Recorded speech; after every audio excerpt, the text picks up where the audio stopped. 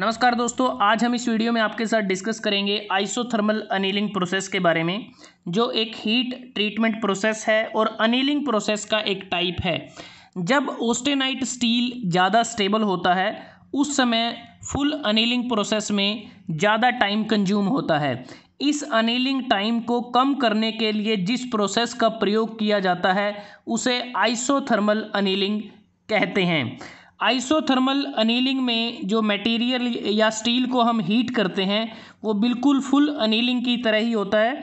फ़र्क सिर्फ इतना होता है कि फुल अनीलिंग के केस में हम हाइपोयूटेक्टोइड स्टील, यूटेक्टोइड स्टील और हाइपर यूटेक्टोइड स्टील तीनों को हम हीट कर सकते हैं या तीनों पे इस ऑपरेशन को परफॉर्म किया जा सकता है। लेकिन आइसोथर्मल अनीलिंग के केस में सिर्फ हाइपोयूटेक्टोइड स्टील पर ही प्रोसेस की जाती है।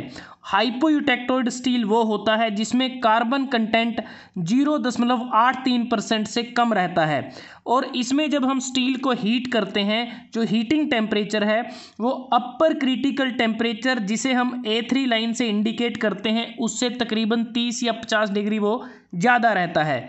अब बात करते हैं कि अगर आप इस डायग्राम को देखें, यहाँ से आपको क्लियर होगा कि जो हाइपोयूटेक्टोइड स्टील है, अगर हम देखें 0 से 0.83% के बीच में इसमें कार्बन कंटेंट रहता है और इसका जो अपर क्रिटिकल टेम्परेचर है इस पॉइंट से इस पॉइंट तक है, क्योंकि ये डिपेंड करता है कार्बन कंटेंट के ऊपर। अगर स्टील में कार्बन कंटेंट ज़्यादा है तो उसका अपर क्रिटिकल टेम्परेचर कम होता है, अगर उसका कार्बन कंटेंट कम है तो उसका अपर क्रिटिकल टेम्परेचर ज़्यादा होता है। इसलिए हाइपोयूटेक्टोइड स्टील में जो अपर क्रिटिकल टेम्परेचर है वो 723 डिग्री से 910 डिग्री के बीच में वो वेरी करता है, डिपेंड करता है कि स्टील में कार्बन कंटेंट कितना है। तो उसके बाद हम स्टील में कार्बन कंपोजिशन के आधार पर अपर क्रिटिकल टेम्परेचर को बेस मानकर स्टील को तकरीबन अपर क्रिटिकल टेम्परेचर से 30 या 50 डिग्री ज़्यादा टेम्परेचर पर उसको गर्म किया जाता है। ये जो आपको रेड पोर्शन दिखाई दे रहा है ये आइसोथर्मल अनीलिंग का पोर्शन है। बिल्कुल फुल अनीलिंग की तरह ही इसमें हीटिंग की जाती है, बस वही फ़र्क इतना है कि सिर्फ हाइपोयूटेक्टोइड स्टील पर ही प्रोसेस होती है। तो जैसे ही हम इस टेम्परेचर पर इसको हीट करते हैं तो एक पर्टिकुलर टेम्परेचर पर जाने के बाद हम होल्डिंग करते हैं। होल्डिंग इसलिए करते हैं ताकि जो स्टील का जो स्ट्रक्चर होता है वो पूरी तरह से ऑस्टेनाइट स्ट्रक्चर में तब्दील हो जाए, क्योंकि ऑस्टेनाइट में जो FCC स्ट्रक्चर होता है जिसे हम गामा आयरन के नाम से भी इसको जाना जाता है। अब बात करते हैं कि जब होल्डिंग करने के बाद जो नेक्स्ट स्टेप आता है उसमें कूलिंग की जाती है और इसमें जो कूलिंग होती है वो फुल अनीलिंग प्रोसेस से काफ़ी उसके मुकाबले काफ़ी फास्ट होती है। तो रैपिड कूलिंग होती है और इसमें जो हम कूलिंग करते हैं वो जो लोअर क्रिटिकल टेम्परेचर की लाइन है 723 डिग्री की, उससे तकरीबन हम नीचे कूलिंग करते हैं 500 डिग्री से 700 डिग्री सेल्सियस के बीच में वो रेंज रहती है। तो एक पर्टिकुलर टेम्परेचर पर इसको एयर में रैपिड कूलिंग की जाती है और एक पर्टिकुलर टेम्परेचर पर भी हम स्टील को हेल्ड करते हैं। हेल्ड इसलिए करते हैं ताकि जो स्टील है उसमें हमें होमोजीनियस जो स्ट्रक्चर है, यूनिफॉर्म जो स्ट्रक्चर है वो हमें मिल जाए।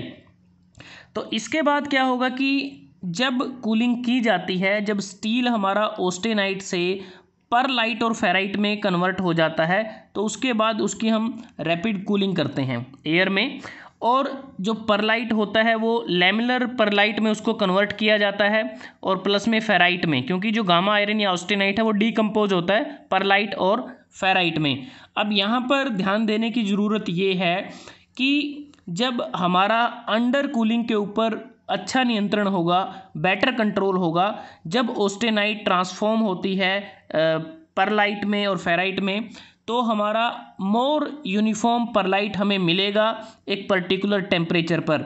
अगर हमने आइसोथर्मल अनीलिंग टेम्परेचर को अच्छी तरह से उसको सेलेक्ट कर लिया है तो एक पर्टिकुलर स्टील की कंपोजिशन के लिए हमें नॉर्मली ज़्यादा परलाइट मिलता है जिसमें हमारा हाइयर अंडर कूलिंग होता है देन स्मॉलर अंडर कूलिंग के कंपैरिजन में। और जो फेरेटिक जो ग्रेन साइज़ होता है स्ट्रक्चर में उसका जो साइज़ है वो कम हो जाता है, क्योंकि जब हम अंडर कूलिंग को इंक्रीज़ करते हैं, रैपिड कूलिंग करते हैं, तो उससे जो स्ट्रक्चर में फेराइट का जो ग्रेन साइज़ है वो कम हो जाता है, क्योंकि उस दौरान ज़्यादा न्यूक्लिएशन रेट होता है।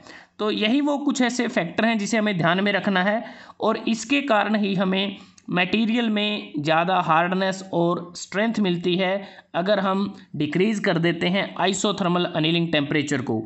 अब वो बेसिक स्टेप अगर हम देखें यही रहते हैं अनीलिंग प्रोसेस में कि मटेरियल को हीट किया जाता है, होल्ड किया जाता है और उसको कूल किया जाता है। अब देखते हैं इस प्रोसेस के ऑब्जेक्टिव क्या हैं। इस प्रोसेस का मेन ऑब्जेक्टिव है हमें अनीलिंग टाइम को कम करना है, टू रिड्यूस अनीलिंग टाइम। दूसरा ऑब्जेक्टिव है कि हमें मटेरियल या स्टील में होमोजीनियस स्ट्रक्चर को प्रोड्यूस करना है और मटेरियल की मशीनेबिलिटी को इम्प्रूव करना है। और इस प्रोसेस में एक इम्पोर्टेंट पॉइंट ये है कि जो आइसोथर्मल अनीलिंग होती है, ये जो लार्ज सेक्शन होते हैं, जो स्टील पार्ट होते हैं लार्ज सेक्शन के, या फिर जो लार्ज बैच फर्नेस मटेरियल होता है उसके लिए उपयुक्त नहीं रहती, क्योंकि इस कंडीशन में हमारे लिए जो आइसोथर्मल टेम्परेचर है उसको अचीव करना थोड़ा सा मुश्किल रहता है। तो यही कारण है कि लार्ज सेक्शन के केस में ये प्रोसेस हमारे लिए उपयुक्त नहीं रहती। और दूसरी बात कि जब हम आइसोथर्मल अनीलिंग को कॉन्टीन्यूअस प्रोडक्शन लाइन में इसको प्रयोग करते हैं स्मॉल पार्ट को बनाने के लिए, या फिर वो पार्ट जिनका क्रॉस सेक्शन थिन होता है, तो उस दौरान इस प्रोसेस को साइकिल अनीलिंग के नाम से भी जाना जाता है। तो दोस्तों आज हमने इस वीडियो में आपके साथ डिस्कस किया आइसोथर्मल अनीलिंग प्रोसेस, जो एक हीट ट्रीटमेंट प्रोसेस है और अनीलिंग प्रोसेस का एक टाइप है। और अगर आपको यह वीडियो अच्छा लगा आप इसको लाइक कर सकते हैं, शेयर कर सकते हैं अपने दोस्तों के साथ। और isothermal annealing full annealing process से कम एक्सपेंसिव भी होती है। तो आज के लिए बस इतना ही, जल्दी हाजिर होते हैं एक नए वीडियो के साथ। तब तक के लिए धन्यवाद। आपका दिन शुभ रहे।